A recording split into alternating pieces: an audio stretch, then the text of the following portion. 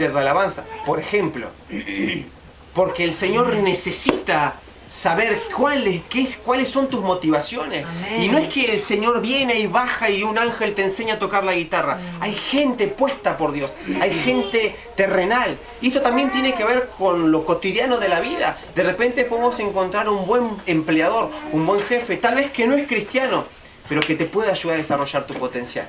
Son agentes escondidos de Dios que de repente uno tiene que ser sabio, inteligente y tener el buen discernimiento de decir, este me puede ayudar. Y yo hablo con un montón de gente que me ha ayudado en cosas en la vida, que no necesariamente son cristianas, y la Biblia me dice, examínalo todo, retén lo bueno y desecha lo malo.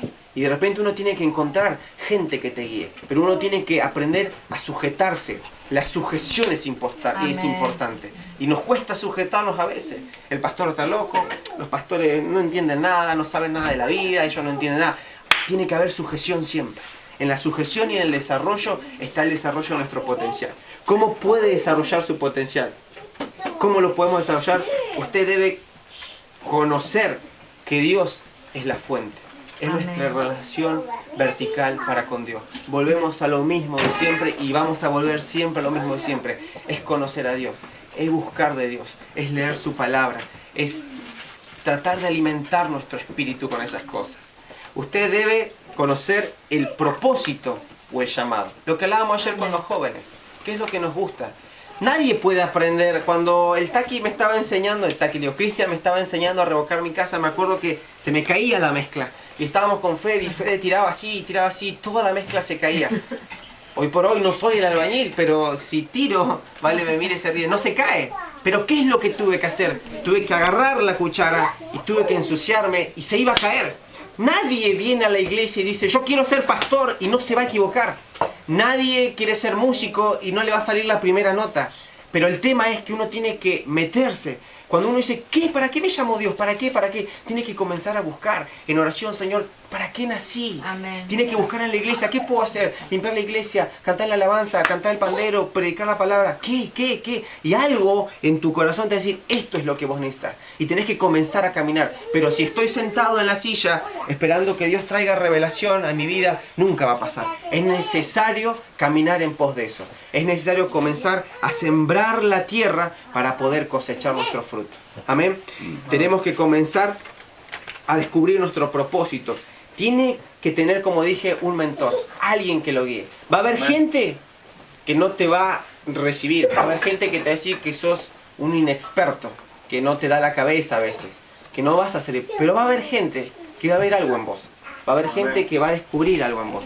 Y yo creo que estamos en una iglesia correcta, no porque sea la iglesia perfecta, pero creo que aquellos que hoy están puestos bajo un ministerio, bajo líderes de plenitud de vida, son gente que ven más allá y siempre nos incentivan a descubrir nuestro propósito. Y cada uno de ellos, como Luis, como Sandra, están dispuestos a enseñarnos, a desarrollarnos más. Y siempre el pastor Luis dice, yo hace esta señal, yo pongo mi espalda para que los demás crezcan. Y está bueno, más allá que él lo dijo una vez en chiste, eso es una realidad. Eso es lo que uno tiene que aprovechar. Eso es lo que uno tiene que aprovechar. Chupar, como una vez la pastora dio el ejemplo en una clase para los niños, los tenemos que ser como esponjas que se metan en el agua y chupen esa agua. Tenemos que absorber lo que es bien para nosotros. Y usted tiene que estar en el medio ambiente correcto. ¿Qué es el medio ambiente correcto? Y acá nos vamos a detener un momentito. El Señor nos manda a predicar el Evangelio afuera, en la calle. Pero tu desarrollo tiene que ser en la iglesia. Amén. Tu desarrollo tiene que ser con gente que te llene de fe. Tu desarrollo tiene que ser con gente que te anima a crecer, no con aquel que te incentiva a hacer lo contrario. Vas a predicar a aquel que hace lo contrario, sí, y lo vas a ganar para el Señor, pero su crecimiento, su escuela es la iglesia. Ese es el medio ambiente correcto. Nadie puede decir, soy recién convertido, me voy a aprender con mis amigos con los que tomaba. Voy a juntarme con aquellos que me fumaba una rama. Nadie aprende ahí. Uno tiene que fortalecerse. David se esconde en una cueva por un tiempo y recién sale a la batalla. Eso es lo que tenemos que hacer, es refugiarnos, es prepararnos como ejército, como decíamos nosotros ayer, para salir a la batalla. Pero eso no lo hacemos afuera. Nadie se va a preparar afuera, un soldado no se prepara en su cuartel. Hay gente que le dice cómo usar un arma, cómo prepararse, a veces cómo sanarse. Eso es lo que es la iglesia. La iglesia te enseña cómo tenés que orar, cómo tenés que buscar de Dios, cómo tenés que leer tu palabra. Esa es la iglesia, esa es la escuela, ese es el pelotón donde uno se tiene que formar. Y cuando salimos a la guerra, ya estamos preparados, estamos listos como soldados. Hay un propósito y tenemos algo por qué luchar. Amén. Y por último, usted debe cultivar su potencial. Esto no depende de Dios, esto depende de cada uno de nosotros. ¿Qué es cultivar? Aquel que riega una planta para que esa planta crezca. Aquel que la cuida. Mi mamá es una enferma y loca por las plantas y se enferma cada vez que los chicos le rompen aunque sea una hojita. Ella cultiva y cuida de sus plantas, y eso es lo que nosotros tenemos que hacer. Si nosotros queremos ser un árbol firme donde el río no desprenda sus raíces, tenemos que cultivarlo y regarlo todos los días. ¿Qué es regarlo todos los días? Es buscar de Dios, es ser obediente a su palabra, es ser obediente a lo que Él dice. Y hay cosas que no es necesariamente orar. Cuando el Señor te dice, es necesario, dice Malaquías 3:10, que uno debe de diezmar. Mi pregunta es, ¿hay que orar si es la voluntad de Dios eso? No, porque es un mandamiento. Cuando el Señor te dice, Padre, Señor, yo quiero que en algún momento tú me des la oportunidad, Señor, de poder dar tu palabra. Viene el pastor, dice, compartí una palabra. Espere, voy a orar a ver si es la voluntad de Dios, a ver si estoy preparado. No, porque vos oraste con anticipación. Entonces hay momentos que nosotros decimos, bueno, hay que orar y oramos de más. Porque la oración ya fue hecha en el pasado y el Señor te abre puertas. Y cuando le abre puertas al Señor a una persona, uno tiene que caminar en pos de eso. No puede detenerse a esperar la buena y perfecta voluntad de Dios, porque uno camina a la perfección. Uno tiene que cultivar cada momento y cada minuto de nuestro ser con cosas buenas, con desechar pensamientos malos y con poner pensamientos buenos. De repente nos encontramos en un montón de lugares e iglesias donde la gente va los domingos a escuchar una palabra de aliento para que le vaya bien en la semana, porque en la semana la gente viene cargada con un montón de problemas y se va contento porque recibe de Dios y la gloria se manifiesta, y a unos se caen, otros lloran. Pero yo quiero dar un mensaje motivacional y de esfuerzo, un mensaje de propósito, de que está bueno que a veces nosotros busquemos de Dios para reconstruir, para que el Señor nos traiga paz. Pero hoy es tiempo de buscar propósito y de poner las manos en el arado y comenzar a trabajar, descubrir nuestro propio potencial, descubrir cada uno en qué sirve. Yo no creo, Carlos, que vos seas simplemente un filmador, yo creo que hay algo más. Yo no creo que Marcelo simplemente tenga que ir a trabajar, yo creo que hay algo más. Y en cada uno de nosotros hay algo más, el tema es descubrirlo. La única manera es la fuente de todo, es Dios. Dios va a ayudar a descubrir nuestro potencial, pero depende de nosotros, iglesia, que nos metamos. Depende de nosotros que las oportunidades y que los cielos se abran para que Dios pueda usarnos en un montón de cosas. En un montón de cosas. Uno tiene que desprender, y como hemos visto en el estudio, tenemos que renovar nuestros pensamientos. A full, renovar, abrir nuestras mentes. Hay una canción de Rescate que dice, habla de las 4 paredes, y habla de las 4 paredes que hay en nuestra mente, que a veces nos encasillamos y creemos que vamos a hacer simplemente esto en la vida. Tenemos que abrir nuestra mente, derribar esas paredes y ver amplio, ver grande, ver más allá, porque Dios es un Dios grande, no es un Dios chiquitito, no es un Dios pequeño, es el Dios que creó el universo, y por haber creado el universo es grande, es infinito, y Dios es grande.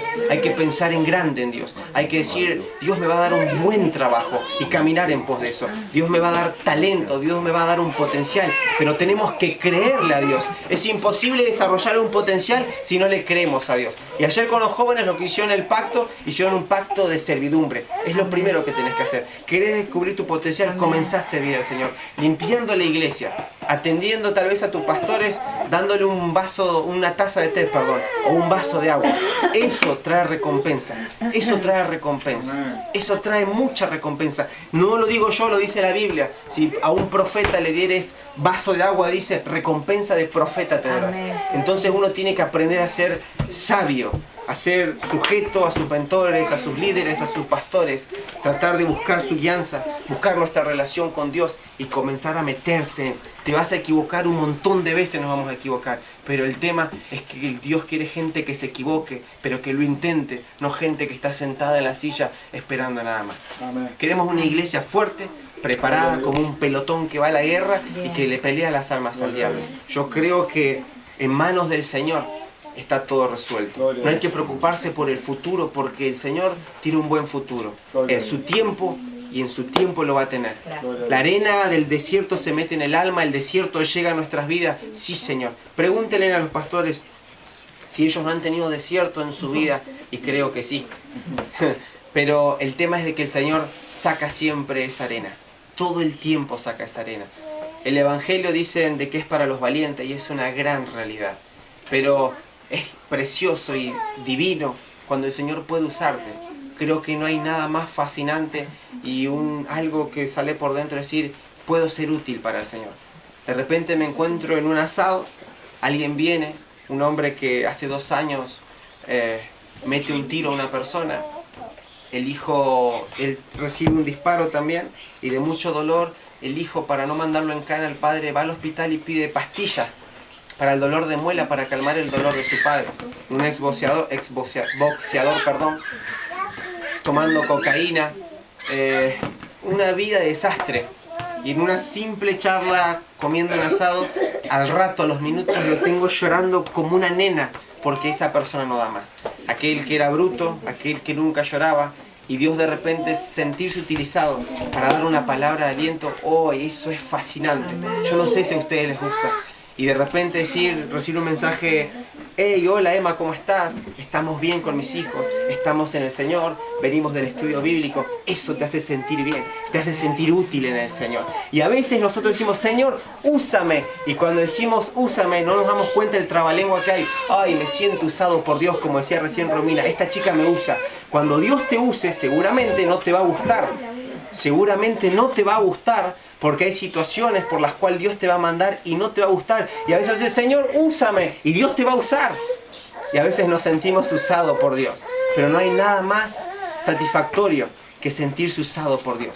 Que hay propósito en la vida y que un Dios grande te puede utilizar. No como un montón de gente que simplemente cree en Dios y no sabe que Dios habla y que Dios te puede usar. Iglesia, póngase de pie todos. Amén. Los personajes que leí hace un rato son gente que no conoce al Señor, pero que marcaron una diferencia, que la historia hoy los recuerda como grandes personas que han hecho algo o que han inventado algo. ¿Cuál es el común denominador? Nunca se rindieron, lo volvieron a intentar una y otra vez. Eso es lo que nosotros tenemos que hacer, intentar una y otra vez, una y otra vez. Te vas a equivocar, te va a salir mal, te va a traer lágrimas seguramente, pero el Señor está siempre a tu lado. Uno tiene que aprender a que esas voces externas e internas mueran un montón. Una voz que tal vez diga, no he soportado la separación de mis padres. Una voz que diga, la verdad que la pérdida de un ser querido me ha marcado mi vida. La verdad que el maltrato de un papá no fue lo mejor para mi vida. Son cosas, el abandono tal vez de los padres, el tener que salir a trabajar de chico cuando otros niños tal vez jugaban afuera. Tal vez el desprecio de un familiar, la traición de un amigo, la traición de un esposo o de una esposa, a veces la rebeldía de un hijo. Son cosas que por ahí son voces internas que te dicen, ¿para qué seguís? ¿Para qué seguís? ¿Acaso este no era el hijo del carpintero? ¿Acaso no siempre fuiste un fracaso y hoy te crees eso en la iglesia que te dicen que todo lo puedo en Cristo que me fortalece? Son voces que uno tiene que aprender a morir, que uno tiene que arrancárselas de la cabeza y mirar lejos, lejos, verse prosperado, verse con cosas grandes en Dios, con una familia preciosa, con hijos bendecidos, con hijos que no se deleitan afuera en la calle, sino que buscan la voluntad del Padre.